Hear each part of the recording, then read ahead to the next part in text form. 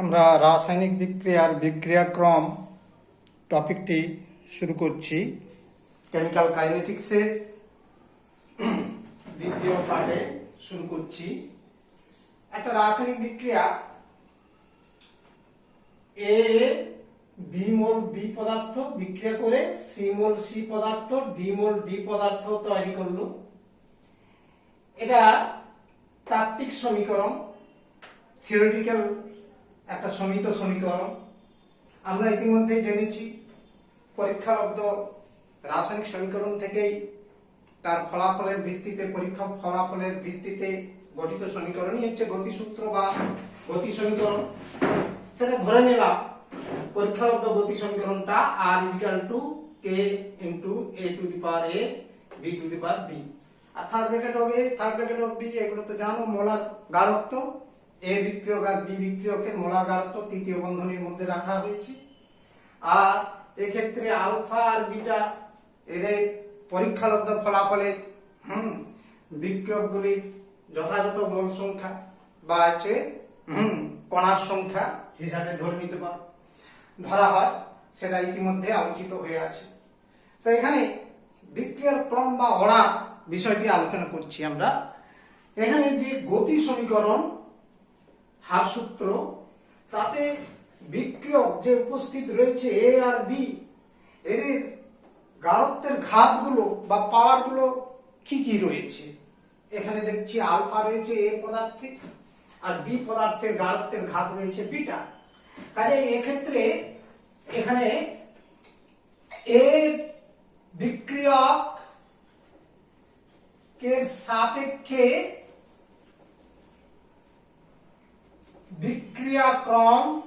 বিক্রিয়াটির ক্রম হচ্ছে কত না আলফা বলা হয়।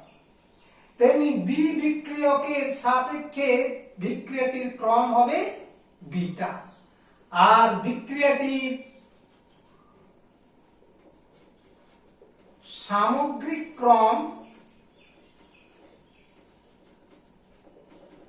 আলফা প্লাস বিটা, এটাই হয়ে থাকে। তাহলে দেখো এখানে আমরা বিক্রিয়াক্রমের একটা বিষয় জানতে পারলাম যে হার সমীকরণে উপস্থিত বিক্রিয়কগুলি গাঢ়ত্বের ঘাত, সেই ঘাতের মানগুলোই বিক্রিয়ার ক্রম সূচক, বিক্রিয়ার ক্রমকে প্রকাশ করে। তাহলে একটা যে কোনো বিক্রিয়কের সাপেক্ষে ওই বিক্রিয়টির ক্রম যখনই বলবো, ওই বিক্রিয়কে গাঢ়ত্বের ঘাত কোথায় আছে না হার সমীকরণ, সেই ঘাতটাই হবে ওই বিক্রিয়কের সাপেক্ষে বিক্রিয়াটির ক্রম। এখানে তাহলে ডেফাইনটা কি দাঁড়াচ্ছে, এর সংজ্ঞা বা ডেফিনেশনটা আমরা, বিক্রিয়া ক্রমের সংজ্ঞাটা আমরা আনতে পারি কি করে। দেখো কোন রাসায়নিক বিক্রিয়া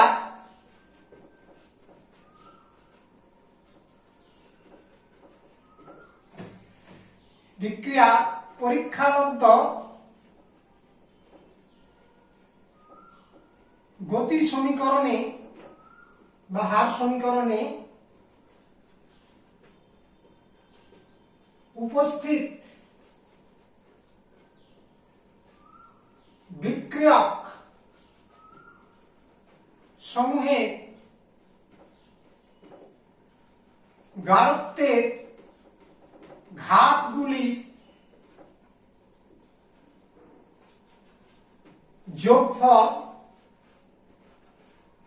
যোগফলকে ওই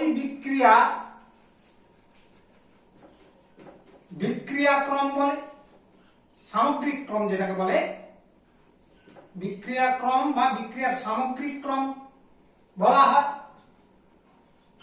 এবং কোনো একটি মানে ওই বিক্রিয়ায় উপস্থিত, ওই বিক্রিয়ায় উপস্থিত কোনো একটি উপাদান বিক্রিয়ক, উপাদান ঠিক বলবো না, বিক্রিয়ার কোনো একটি বিক্রিয়ক এর গাঢ়ত্বের ঘাতকে অর্থাৎ হার সমীকরণে উপস্থিত যে ওই বিক্রিয়ায় হার সমীকরণে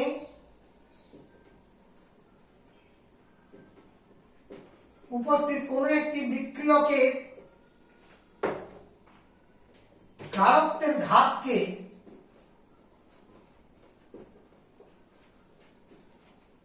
ওই বিক্রিয়কের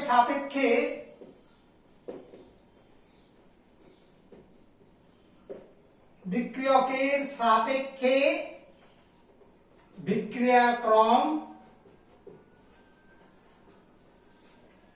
বলা হয় অর্ডার অফ রিঅ্যাকশন। কেমন? এটা হচ্ছে অর্ডার অফ রিঅ্যাকশন হিসাবে মাথায় রাখতে হবে।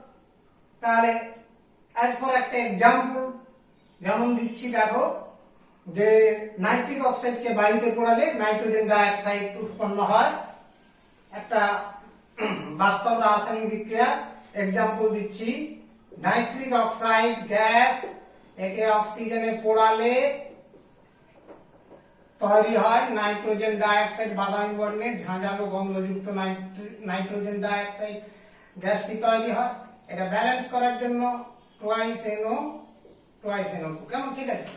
এখানে দেখো, এটা মনে করো আমার হচ্ছে পরীক্ষালব্ধ সমীকরণ। হ্যাঁ, পরীক্ষালব্ধ হার সমীকরণ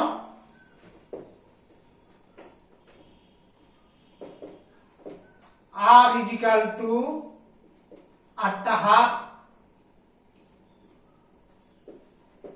হাফ ধ্রুবক ইন্টু নাইট্রিক অক্সাইডের মোলার ডেনসিটি, মোলার গাঢ়ত্ব পাওয়ার 2 আর অক্সিজেনের গাঢ়ত্বের পাওয়ার 1। তাহলে দেখো, অতএব NO নাইট্রিক অক্সাইডের সাপেক্ষে বিক্রিয়াক্রম কত? বিক্রিয়াটির বিক্রিয়াক্রম বা অর্ডার হচ্ছে 2, এবং অক্সিজেন গ্যাসের সাপেক্ষে, অক্সিজেন বিক্রিয়কের সাপেক্ষে বিক্রিয়াক্রম 1, এবং বিক্রিয়াটির সামগ্রিক ক্রম,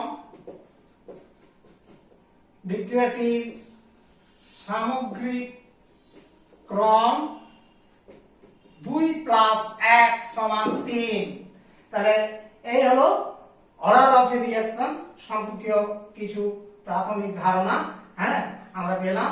এছাড়া এখান থেকে কয়েকটি গুরুত্বপূর্ণ বিষয় তোমাদের মনে রাখতে হবে বিক্রিয়াক্রম সম্পর্কে। কয়েকটি তথ্য, কয়েকটি গুরুত্বপূর্ণ বা প্রয়োজনীয় তথ্য বিষয় সম্পর্কীয় মনে রাখার প্রয়োজন আছে। প্রথমে আমরা এই যে আলোচনাটা করলাম, এখানে পরীক্ষালব্ধ ফলাফলের ভিত্তিতে বিক্রিয়াক্রমটা নির্ণীত হয়েছে। হ্যাঁ, এর সঙ্গে কোনো সমিত সমীকরণের অর্থাৎ তাত্ত্বিক সমীকরণের কোনো সম্পর্ক নেই। তাহলে নাম্বার 1 একটা পরিষ্কার ধারণা হলো যে পরীক্ষালব্ধ গতি সমীকরণ বা হার সমীকরণ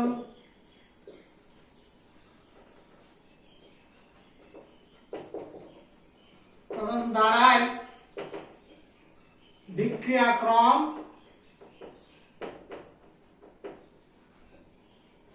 নির্ধারিত হয়।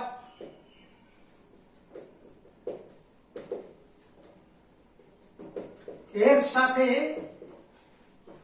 সঙ্গে কোন সমিত ব্যালেন্স সমীকরণের সম্পর্ক নেই। নাম্বার 1 এই বিষয় খুবই গুরুত্বপূর্ণ বিষয় হিসাবে মাথায় রাখতে হবে। কেমন? দ্বিতীয়, অনেক সময় সমিত সমীকরণ থেকে আমরা বিক্রিয়াক্রম নির্ণয় করতে পারি। কোন ক্ষেত্রে? না, মৌলিক বিক্রিয়াগুলোর ক্ষেত্রে। মৌলিক বিক্রিয়া কোনগুলো? যেসব রাসায়নিক বিক্রিয়া একটা মাত্র ধাপে ঘটে, যাদের একাধিক ধাপ নেই, এমন বিক্রিয়াগুলোকে বলা হয় মৌলিক বিক্রিয়া।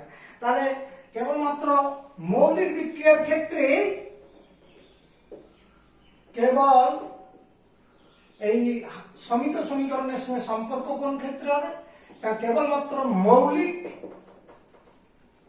বিক্রিয়া, সেগুলো কোনগুলো?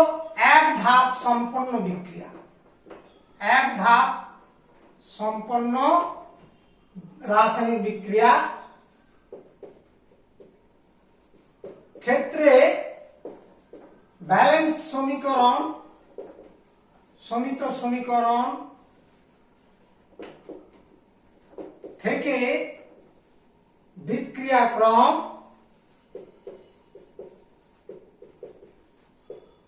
নির্ধারণ করা যায়।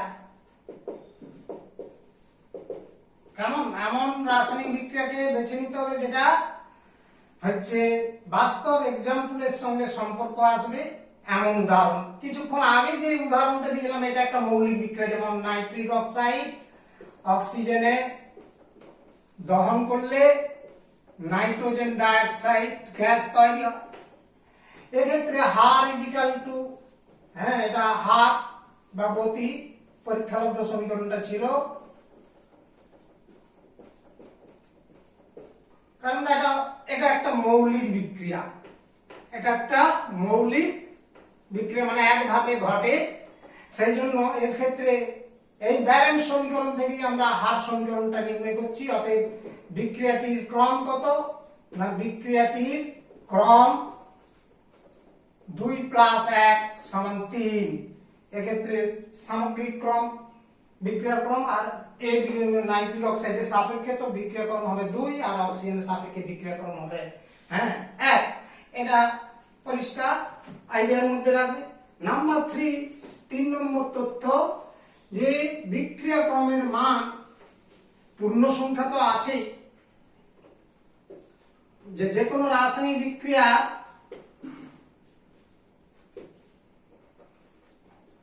ক্রমের মান পূর্ণ সংখ্যা বা অখণ্ড, শূন্য হতে পারে, ভগ্নাংশ হতে পারে। পূর্ণ সংখ্যা, শূন্য, ভগ্নাংশ হতে পারে। এমনকি খুব জটিল বিক্রিয়ার ক্ষেত্রে,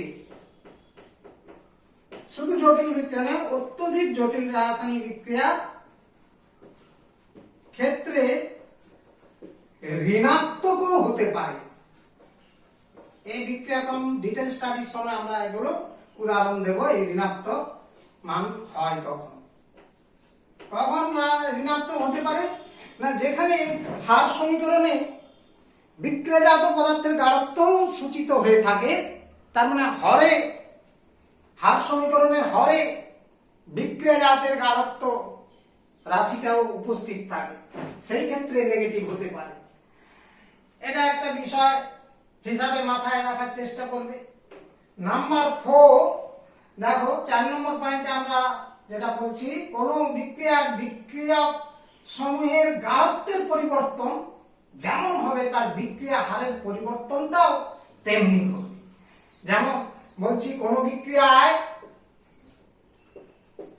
বিক্রিয়ার এটা বুঝিয়ে দেবো ডিটেলসে। কোন বিক্রিয়কের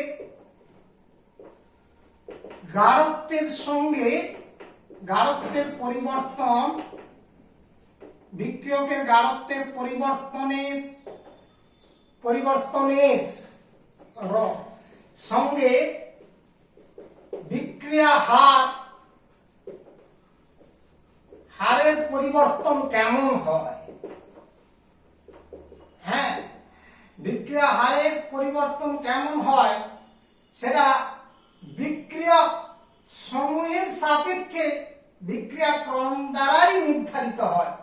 পরিবর্তন বিক্রিয়ক সমূহের, অর্থাৎ বিক্রিয়া জাতের কোনো সম্পর্ক নেই, বিক্রিয়ক সমূহের সাপেক্ষে বিক্রিয়াক্রম দ্বারা নির্ধারিত হয় বা নির্ণীত হয়। অর্থাৎ ধার্যটা এইভাবে হবে, একটা পার্টিকুলার এক্সাম্পল দিলে পরিষ্কার হয়ে যাবে। কিছুক্ষণ আগের ওই রাসায়নিক বিক্রিয়ার এক্সাম্পলটাই আবার দিচ্ছি। দেখো, আমরা উপরে তুলে লিখছি। দেখো যে নাইট্রিক অক্সাইড গ্যাস অক্সিজেন গ্যাসের সাথে বিক্রিয়া করে নাইট্রোজেন ডাইঅক্সাইড গ্যাস তৈরি হয়। এখানে হার সমীকরণ আর ইকুয়াল টু হার ধ্রুবক ইনটু নাইট্রিক অক্সাইডের মোলার গাঢ়ত্বের বর্গ অক্সিজেনের মোলার গাঢ়ত্ব, এই সমীকরণটা আমরা জানি। এবার দেখো,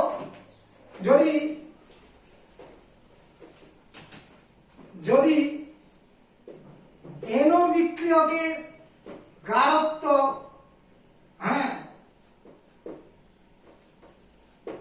দ্বিগুণ ও অক্সিজেনের গাঢ়ত্ব স্থির রাখা হয়,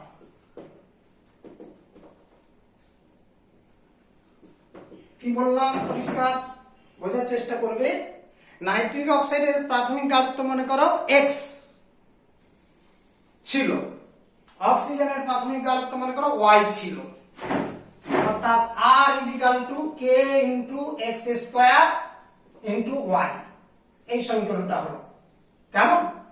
এবার এই গাঢ়ত্বটা দ্বিগুণ করলাম, আর তাহলে নতুন বেগটা কত হবে, ধরো R ডট = K × নাইট্রিক অক্সাইডের গাঢ়ত্ব দ্বিগুণ করেছি, আর প্রাথমিক অক্সিজেনের গাঢ়ত্বটা কি রেখেছি, স্থির রেখেছি, তার মানে y আছে। জানি যেটা সলভ করলে কি দাঁড়ায়, R ডট দ্বিতীয় হারটা কত হচ্ছে, 2 × 4 × K × x² y, that is 4 × R। এই যে R এর মানটা K x² y, তার মানে কত গুণ হলো, 4 গুণ হলো। অর্থাৎ এখানে বলেছি যে যদি নাইট্রিক অক্সাইডের গাঢ়ত্ব দ্বিগুণ এবং অক্সিজেনের গাঢ়ত্ব স্থির রাখা হয়, তবে বিক্রিয়া হারের পরিবর্তনটা হচ্ছে কি, হার কত গুণ হচ্ছে, 4 গুণ হয়। কি পরিষ্কার বুঝতে পেরেছো? এই এক্সাম্পল দিলাম। এবার যদি উল্টোটা করি, কি না, যদি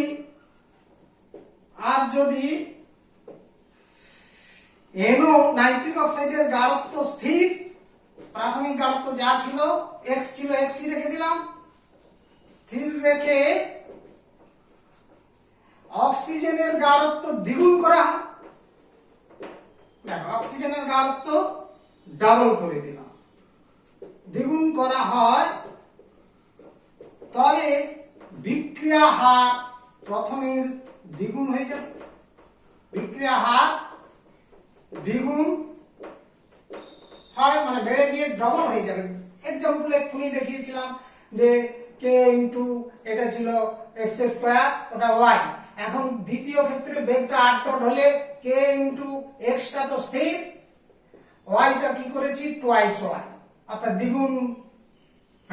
অক্সিজেনের গাঢ়ত্ব দ্বিগুণ হলো, তার মানে এখান থেকে লক্ষ্য করলে ক্যালকুলেশন আসছে 2K x² y, that is এইটা, অর্থাৎ টুয়াইস R, তার মানে R এর দ্বিগুণ হলো, সেটাই বলা হয়েছে।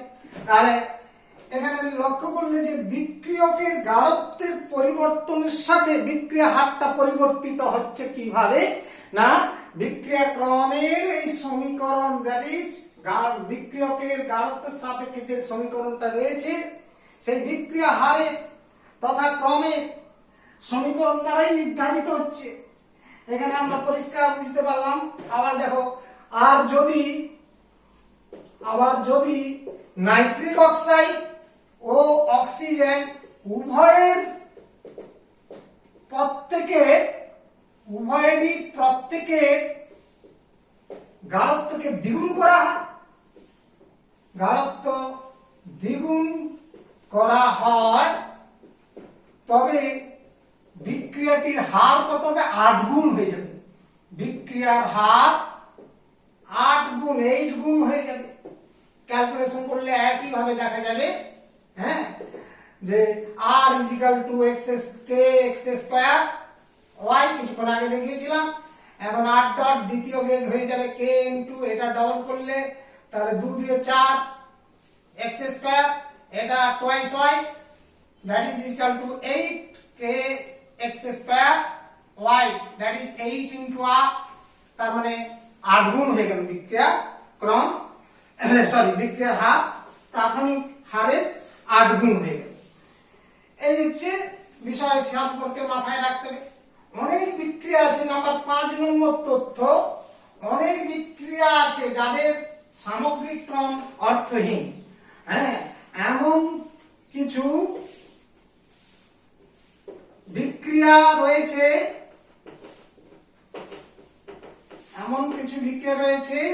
যাদের সামগ্রিক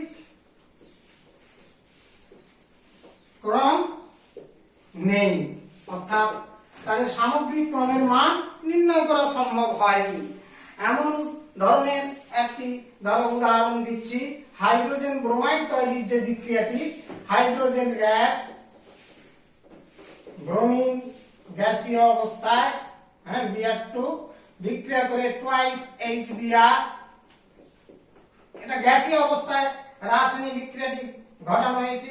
এখানে হার সমীকরণ r পরীক্ষালব্ধ সমীকরণ k ইনটু তোমার যাকে বলা হয় হচ্ছে k ইনটু হাইড্রোজেন আছে, হাইড্রোজেন ব্রোমিন, হাইড্রোজেনের মোলার ডেনসিটি ইনটু ব্রোমিনের মোলার ডেনসিটি 3/2 ডিভাইড বাই তোমার হচ্ছে সমীকরণটা আসবে ব্রোমিন এর molar density plus k into HBr, আচ্ছা, প্লাস k ইনটু HBr অবশ্যই k স্কয়ার হয় এটা। হ্যাঁ, এটা তো পরীক্ষালব্ধ গতি সমীকরণ, তাহলে এটা পরীক্ষালব্ধ সমীকরণ, পরীক্ষালব্ধ হার সমীকরণ, এই সম্পর্কে দেখবে এখানে হাইড্রোজেনের বিক্রিয়কের সাপেক্ষে বিক্রিয়া ক্রম সমান কত? 1, ঘাত 1 রয়েছে, কিন্তু ব্রোমিন ও HBr এর সাপেক্ষে বিক্রিয়াটির বিক্রিয়াক্রম বিক্রিয়া অর্ডার অনির্ণিত, মানে অনিশ্চিত, দ্যাট ইজ অনির্দিষ্ট, কোনো লিমিটেশন নাই, ইনফাইনাইট। তার মানে এক্ষেত্রে কোনো সামগ্রিক ক্রম, হ্যাঁ, হচ্ছে মান নির্ণয় করা সম্ভব না। তাই এই বিক্রিয়া সামগ্রিক ক্রম নির্ণয় অসম্ভব। বুঝতে পারলে যে এমন কিছু রাসায়নিক বিক্রিয়া, খুবই লিমিটেড রাসায়নিক বিক্রিয়া রয়েছে, কিছু বিক্রিয়া যাদের ক্ষেত্রে সামগ্রিক ক্রমটা নির্ণয় করা সম্ভব নয়, মানে সামগ্রিক ক্রম নেই ধরে নিতে হবে। এমন একটি রাসায়নিক বিক্রিয়ার উদাহরণ দিলাম। এখানে হাইড্রোজেনের সাপেক্ষে কেবলমাত্র বিক্রিয়ার ক্রমটা পাওয়া গেছে 1, কিন্তু অন্য দুটি পদার্থ যে রয়েছে, একটি হচ্ছে ব্রোমিন আর একটা হচ্ছে হাইড্রোজেন ব্রোমাইড বিক্রিয়াজাত, তাদের সাপেক্ষে বিক্রিয়ার ক্রমটা অনির্ণিত, অর্থাৎ নির্ণয় করা যায় না, হ্যাঁ, আনডিফাইন্ড। সেক্ষেত্রে হচ্ছে সামগ্রিক বিক্রিয়ার ক্রমটা আর নির্ণয় সম্ভব নয়। তাহলে এই হচ্ছে প্রয়োজনীয় কয়েকটি তথ্য, তার মধ্যে প্রথম 4টি তথ্য খুবই গুরুত্বপূর্ণ, মাথায় রাখার চেষ্টা করবে, মনে রাখার চেষ্টা করবে। ফার্স্ট 4টি হচ্ছে প্রিন্সিপাল, অত্যন্ত ইম্পর্টেন্ট। কয়েকটি বিভিন্ন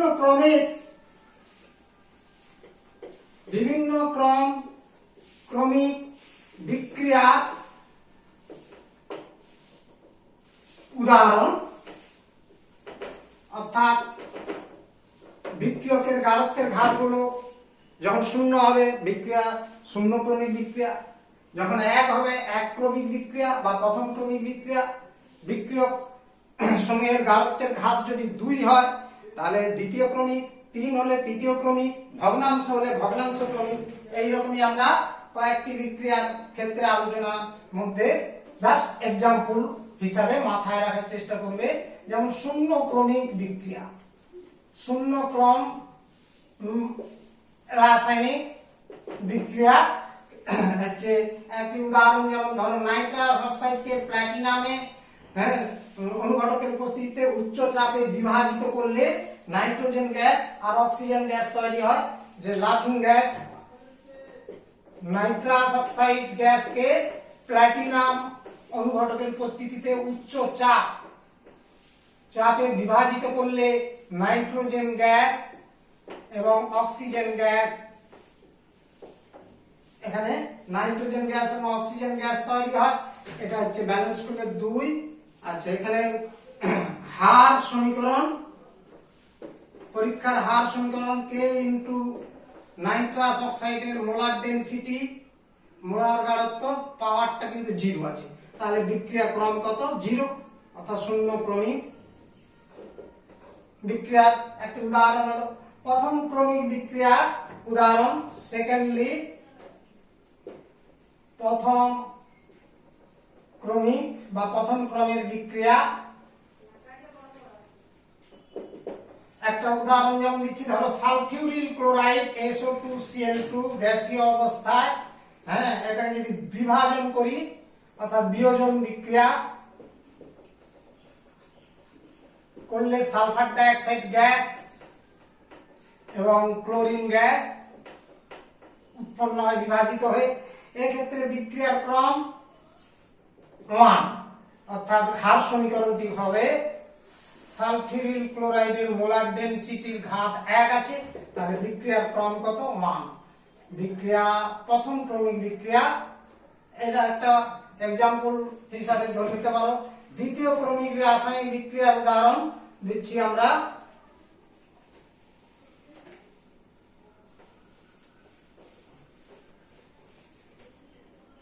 তিন নম্বর আসছি সেকেন্ড অর্ডার রিঅ্যাকশন।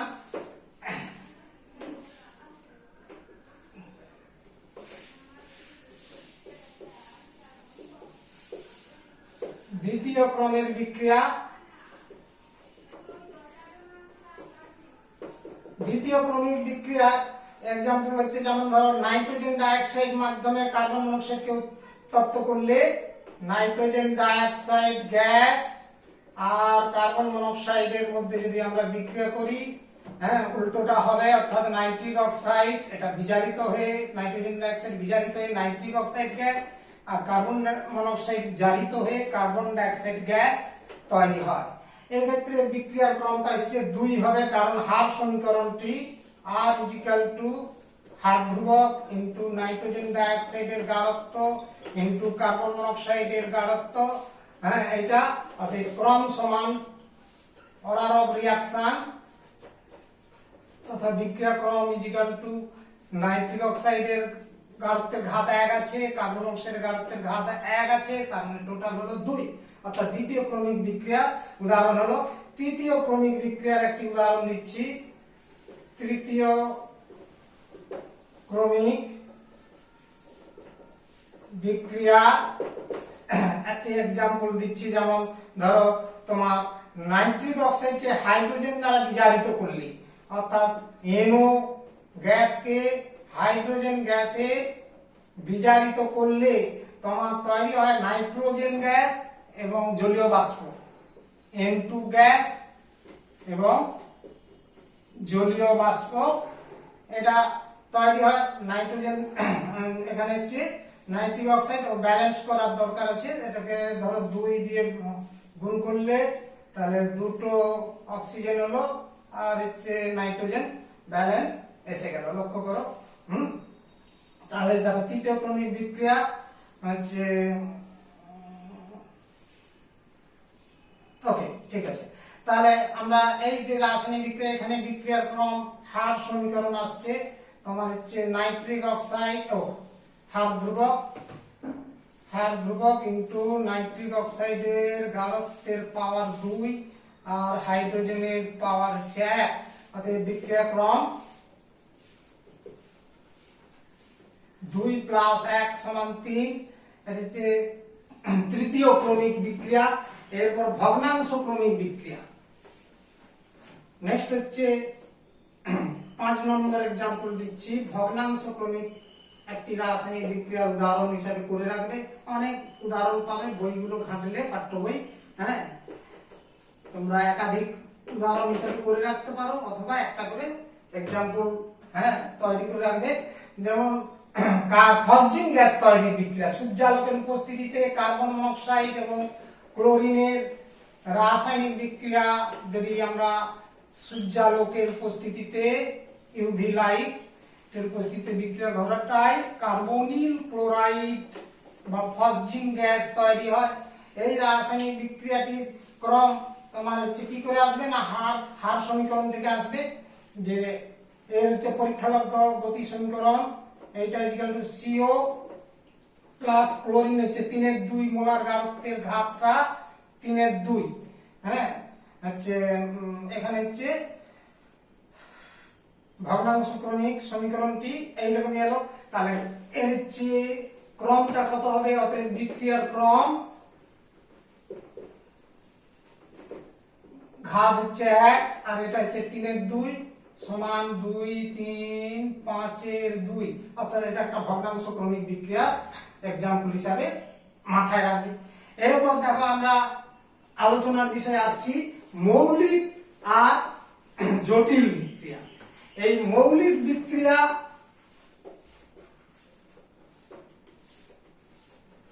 আর একটি বলছি জটিল রাসায়নিক বিক্রিয়া, এগুলো মনে রাখা খুবই দরকার আছে। তোমরা অনেক রাসায়নিক বিক্রিয়া পড়বে।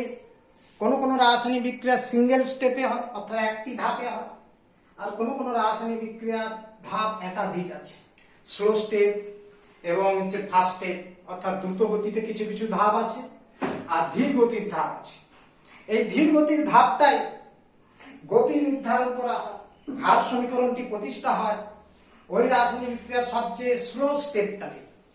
অর্থাৎ ধীর গতির ধাপই হচ্ছে গতি নির্ধারক ধাপ, সেগুলো হচ্ছে জটিল বিক্রিয়া। আর যেগুলো এক ধাপের বিক্রিয়া অর্থাৎ এগুলো এক ধাপ সম্পন্ন বিক্রিয়া,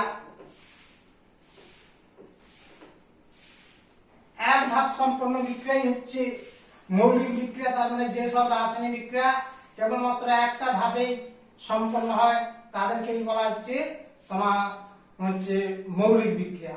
যেমন তোমরা অর্গানিক কেমিস্ট্রিতে পড়বে মিথাইল ব্রোমাইডকে মিথাইল অ্যালকিল হ্যালাইডকে তীব্র ক্ষার দ্রবণে আর্দ্র বিশ্লিষ্ট করলে এখানে প্রতিস্থাপন বিক্রিয়া হয়ে নিউক্লিয় প্রতিস্থাপন বিক্রিয়া মিথাইল অ্যালকোহল এবং হচ্ছে যা বলছে সোডিয়াম ব্রোমাইড এই যৌগটি তৈরি হয়। এই ধরনের বিক্রিয়া মৌলিক বিক্রিয়া। আর আমরা আজকে তথ্য যখন দিয়েছিলাম 5টা তথ্য বিশেষ করে আলোচনা করেছিলাম, সেখানে বলেছিলাম মৌলিক বিক্রিয়ার ক্ষেত্রে সমিত সমীকরণ তথা তাত্ত্বিক সমীকরণ থেকেই হার সমীকরণটা গঠন করা যায়। তার মানে এটাই পরীক্ষালব্ধ সমীকরণ হবে, একই মিল আসবে। অর্থাৎ এক্ষেত্রে মিথাইল ব্রোমাইডের মোলার গাঢ়ত্ব আর কস্টিক সোডার মোলার গাঢ়ত্ব দ্বারা হার সমীকরণটি নির্ধারিত হবে। তার মানে বিক্রিয়ার ক্রমটা কত হবে? 1 + 1 = 2। তাহলে এটা হচ্ছে মৌলিক বিক্রিয়া। এবার জটিল বিক্রিয়া মানে একাধিক ধাপের বিক্রিয়া। একাধিক ধাপের রাসায়নিক বিক্রিয়া হচ্ছে জটিল রাসায়নিক বিক্রিয়া। যেসব রাসায়নিক বিক্রিয়া অনেকগুলো ধাপে, 2 বা ততোধিক ধাপে তথা একাধিক ধাপ সম্পন্ন বিক্রিয়াগুলোকেই বলা হয় যে যুগ্ম জটিল বিক্রিয়া বা হচ্ছে কমপ্লেক্স রাসায়নিক রিঅ্যাকশন হতে পারে। সেই ধরনের রাসায়নিক বিক্রিয়া উদাহরণ যেমন ধরো নাইট্রোজেন ডাইঅক্সাইডকে কার্বন মনোক্সাইড দ্বারা যদি বিজারিত করা হয়, নাইট্রোজেন ডাইঅক্সাইড গ্যাসকে যে কার্বন মনোক্সাইড দ্বারা যদি আমরা বিজারিত করি nitric oxide gas, NO gas এবং কার্বন ডাই অক্সাইড গ্যাস, এই বিক্রিয়াটি হচ্ছে একটা জটিলতম বিক্রিয়া, কারণ এই বিক্রিয়াটি দুটি ধাপে ঘটে, দুটি ধাপে সম্পন্ন হয়। প্রথম ধাপে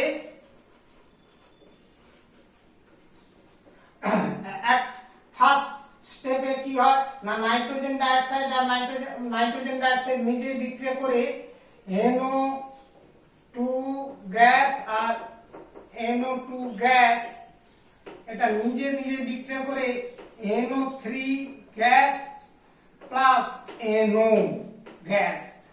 প্রথম ধাপে NO3 অর্থাৎ মনো নাইট্রোজেন ট্রাইঅক্সাইড আর হচ্ছে নাইট্রিক অক্সাইড গ্যাস তৈরি হয়, এবং দ্বিতীয় ধাপে NO3 কম্পাউন্ডটা কার্বন মনোক্সাইড গ্যাসের সাথে বিক্রিয়া করে তোমার তৈরি হয় নাইট্রোজেন ডাইঅক্সাইড গ্যাস আর কার্বন ডাইঅক্সাইড গ্যাস, অর্থাৎ NO2 গ্যাস এবং কার্বন ডাইঅক্সাইড গ্যাস।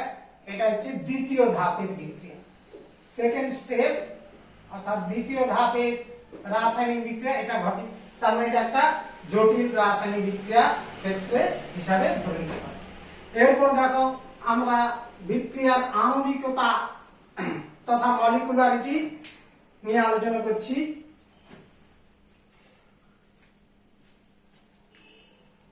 রাসায়নিক বিক্রিয়ার মলিকুলারিটি বিষয়ে আলোচনা করছি আমরা। দেখো যে কিভাবে বিষয়টি আসে, যে এখানে আমরা রাসায়নিক বিক্রিয়ার আণবিকতা বলতে কি বোঝায় না, কোন রাসায়নিক বিক্রিয়ার সমিত সমীকরণ, তার মানে তাত্ত্বিক সমীকরণে যতগুলি বিক্রিয়ক কণা উপস্থিত, বিক্রিয়ক কণা মানে অণু, পরমাণু, আয়ন, মুক্তমূলক, সেই সংখ্যাগুলোর সমষ্টি হচ্ছে বিক্রিয়াটির আণবিকতা। তার মানে দেখো আণবিকতা বিষয়টি কিন্তু জটিল বিক্রিয়ার ক্ষেত্রে প্রযোজ্যতা নেই, অর্থাৎ সামগ্রিক আণবিকতা বলে অর্থহীন ভাষাটি, এইরকমই কোনো সামগ্রিক আণবিকতা বিষয়টি নেই। ক্রমের ক্ষেত্রে সামগ্রিক ক্রম আমরা আলোচনা করেছিলাম, সেটা প্রযোজ্যতা রয়েছে, কিন্তু আণবিকতা কেবলমাত্র মৌলিক বিক্রিয়ার ক্ষেত্রে প্রযোজ্য। তাহলে বিক্রিয়ার আণবিকতা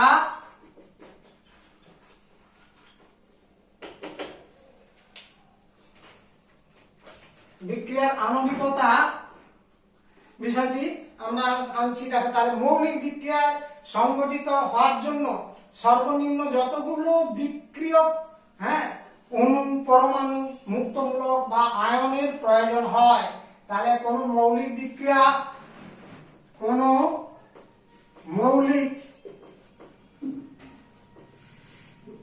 রাসায়নিক বিক্রিয়া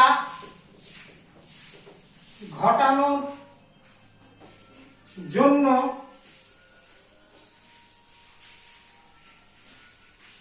সর্বনিম্ন মানে ন্যূনতম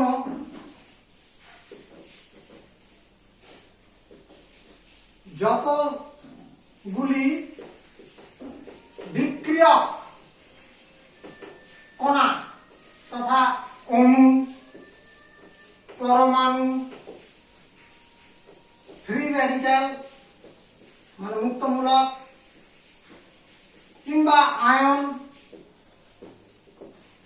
প্রয়োজন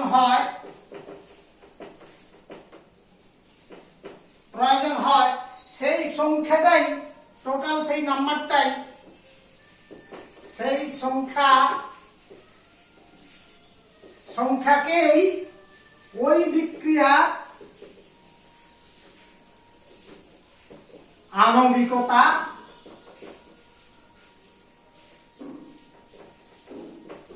বলা হয়। তাহলে এটা মৌলিক বিক্রিয়ার ক্ষেত্রে আণবিকতা, দ্যাট ইজ রিঅ্যাকশন মলিকুলারিটি, বিক্রিয়া আণবিকতা কেবল মাত্র মৌলিক বিক্রিয়ার ক্ষেত্রেই প্রযোজ্য, মৌলিক বিক্রিয়ার ক্ষেত্রেই প্রযোজ্য, কিন্তু জটিল বিক্রিয়ার ক্ষেত্রে অর্থহীন, জটিল বিক্রিয়ার ক্ষেত্রে প্রযোজ্য নয়, মানে অর্থহীন। হ্যাঁ, এর কোনো অর্থ প্রকাশ করে না। এক্সাম্পল হিসাবে যেমন ধরো নাইট্রোসিল ক্লোরাইড তৈরির বিক্রিয়া আমরা জানি, নাইট্রিক অক্সাইড আর ক্লোরিন যুত বিক্রিয়া করে, ইনঅর্গানিক রসায়ন পড়তে গিয়ে জানবে নাইট্রিক অক্সাইড গ্যাস এবং ক্লোরিন গ্যাস, এই দুটো পদার্থ পরস্পর বিক্রিয়া করে তোমার যাকে বলা হচ্ছে নাইট্রোসিল ক্লোরাইড তৈরি করতে পারে। হ্যাঁ, অর্থাৎ NaCl কম্পাউন্ড তৈরি করতে পারে নাইট্রোসিল গ্যাস, ক্লোরিন 2 আর এটা তার মানে ব্যালেন্স করতে গেলে 2 দিয়ে গুণ করতে হয়। তাহলে এখানে আণবিকতা, এই বিক্রিয়াটির আণবিকতা কত হবে না, বিক্রিয়ক 2 অণু নাইট্রিক অক্সাইড আছে, 1 অণু ক্লোরিন আছে, তার মানে 3 হচ্ছে বিক্রিয়ার আণবিকতা, বলতে এখানে 3 হচ্ছে। আর জটিল বিক্রিয়ার ক্ষেত্রে আণবিকতা কেমন হবে না, জটিল বিক্রিয়ার ক্ষেত্রে যে ধাপগুলো রয়েছে, একাধিক ধাপ, সেই একাধিক ধাপের ক্ষেত্রে এক একটা ধাপকে এক একটা মৌলিক বিক্রিয়া হিসাবে গণ্য করা হয়। সেই ধাপগুলোর প্রত্যেকটার জন্য আলাদা করে আণবিকতা বিষয় বেরিয়ে আসবে অনুরূপ। তার মানে জটিল বিক্রিয়ার ক্ষেত্রে প্রতিটি ধাপ এক একটি মৌলিক বিক্রিয়া হিসাবে গণ্য করা হয়। যেমন একটু আগেই আলোচনা করেছিলাম, সেই উদাহরণটি নিয়ে আসছি। দেখো, জটিল বিক্রিয়ার ক্ষেত্রে প্রতিটি ধাপকে এক একটি মৌলিক বিক্রিয়া রূপে গণ্য করা হয় এবং প্রতিটি ধাপে জন্য আণবিকতা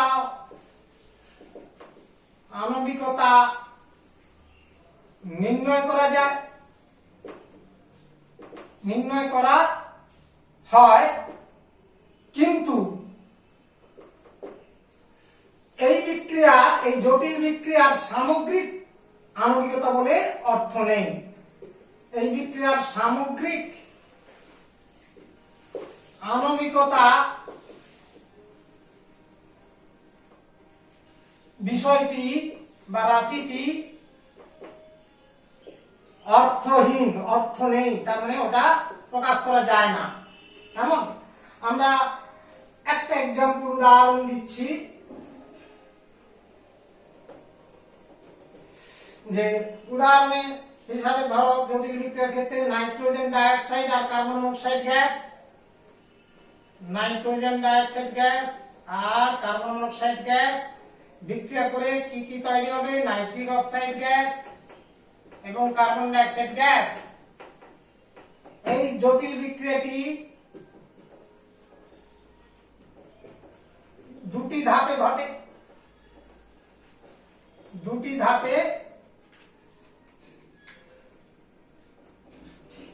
ঘটে,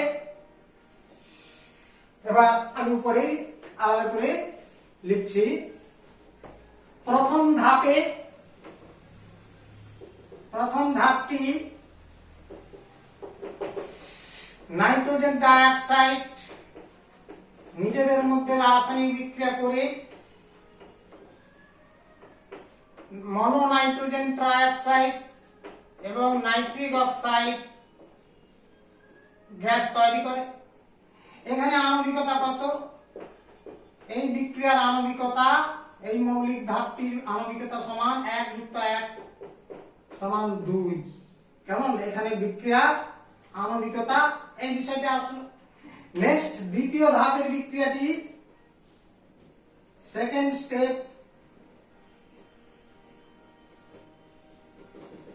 আমরা কিছুক্ষণ আগেই লিখেছিলাম, সেই বিক্রিয়াটাই আবার দেখাচ্ছি। যেমন নাইট্রোজেন ট্রাইঅক্সাইড গ্যাস ও কি করে কার্বন মনোক্সাইড, এই যে অপর বিক্রিয়কের সাথে বিক্রিয়া করে কালি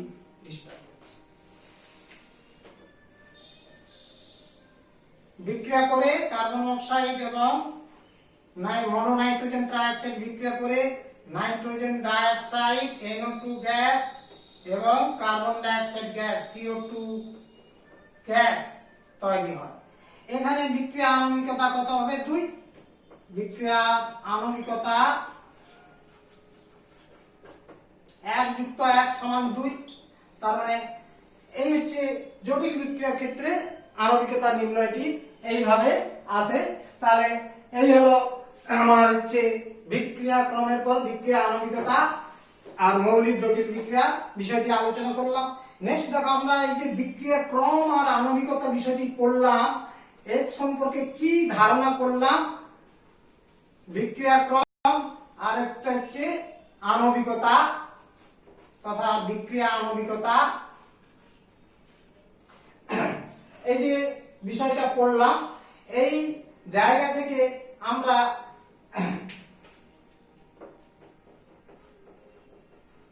বিক্রিয়ার আণবিকতা কি জিনিস জানলাম। এদের তুলনা করতে গেলে আমরা প্রথমে সংজ্ঞাগুলো আনতে পারি। আমরা অলরেডি প্রথম থেকেই সংজ্ঞাগুলো আলোচনা করেছি, এক্ষুনি আণবিকতারও আলোচনা করেছি। তাহলে সেই ডিফাইনগুলো আসবে। তার মানে সংজ্ঞাটা কি? বিক্রিয়া ক্রমে যে কোন রাসায়নিক বিক্রিয়ার পরীক্ষালব্ধ গতি সমীকরণে উপস্থিত বিক্রিয়কগুলির মোলার গাঢ়ত্বের ঘাত সমূহের যোগফলকেই বলা হয় বিক্রিয়াটির ক্রম। আণবিকতা বলতে কি আমরা শিখলাম না, কোন মৌলিক রাসায়নিক বিক্রিয়ায় বিক্রিয়ায় উপস্থিত সর্বনিম্ন উপস্থিত যতগুলি অণু, কি অণু? বিক্রিয়ক অণু বা বিক্রিয়ক পরমাণু বা বিক্রিয়ক মুক্ত মূলক বা বিক্রিয়ক আয়ন উপস্থিত, সেই সংখ্যাকেই বিক্রিয়াটির আণবিকতা বলা হয়। এটা একটা পয়েন্ট হিসাবে মাথায় রাখবে। হচ্ছে বিক্রিয়া ক্রমের ক্ষেত্রে যে বিষয়টি আমরা জানলাম, সেটাও আমরা পরিষ্কার ধারণা হয়ে করেছি যে এটা একটা কি ধারণা? পরীক্ষালব্ধ ধারণা, পরীক্ষালব্ধ বিষয়, অর্থাৎ এই রাশিটা পরীক্ষালব্ধ রাশি বলতে পারো বা ধারণা। এটি পরীক্ষালব্ধ রাশি আর এটি তাত্ত্বিক রাশি বা থিওরিটিক্যাল ভ্যালু, অর্থাৎ সমিত সমীকরণ থেকে নির্ণীত রাশি। তাহলে এটা বিষয় জানতে, বিক্রিয়া ক্রম, ইহার মান কি জানি না, পূর্ণ সংখ্যা তো হবে, শূন্য হতে পারে, ভগ্নাংশ হতে পারে, এমনকি ঋণাত্মকও হতে পারে। কিন্তু এক্ষেত্রে আমরা জানি যে ইহার মান, আণবিকতার মান সর্বদাই পূর্ণ সংখ্যা, কখনো ভগ্নাংশ হয় না, সর্বদাই পূর্ণ সংখ্যা। এর মানটা সবসময় পূর্ণ সংখ্যা হতে পারে। তারপরে দেখো, আমরা এই বিষয়টি জটিল বিক্রিয়ার ক্ষেত্রে ক্রম ও সামগ্রিক বিক্রিয়া ক্রম বলা হয়। জটিল বিক্রিয়ায় ক্রম হলো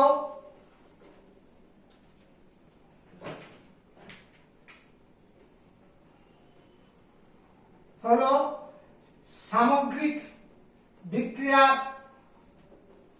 সামগ্রিক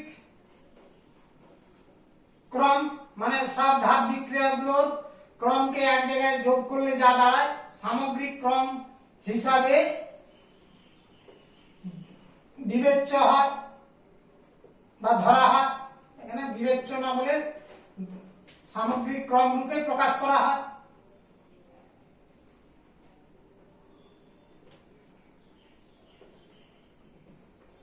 তার মানে কি জটিল বিক্রিয়ার ক্রম প্রকাশ করা যায়।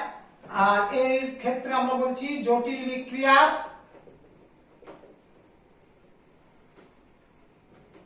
ক্ষেত্রে সামগ্রিক আণবিকতা অর্থহীন, ক্ষেত্রে আণবিকতা অর্থ নেই, এটা বিষয়টি মাথায় রাখবে। উষ্ণতা, বিক্রিয়কের গাঢ়ত্ব, চাপ পরিবর্তিত হলে বিক্রিয়ার ক্রম কখনো সবসময় মনে রাখতে হবে যে স্থির থাকে না, তার মানে পরিবর্তিত হতে পারে। তার মানে আমরা কি কি বললাম? বিক্রিয়কের গাঢ়ত্ব, চাপ। 5 নম্বর পয়েন্টে তফাৎ করছি, দেখো দুইয়ের মধ্যে তুলনামূলক আলোচনা, যে বিক্রিয়ার উষ্ণতা, চাপ, বিক্রিয়কের গাঢ়ত্ব, চাপ পরিবর্তিত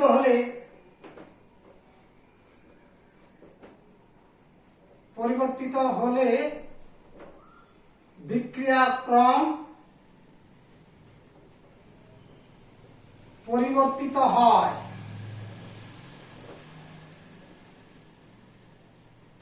মানে বিক্রিয়াক্রম চেঞ্জ হতে পারে কিন্তু আণবিকতা চেঞ্জ হয় না।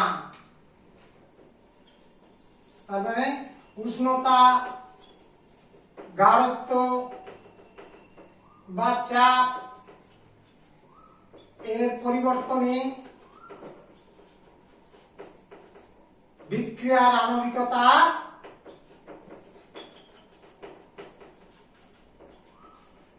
পরিবর্তিত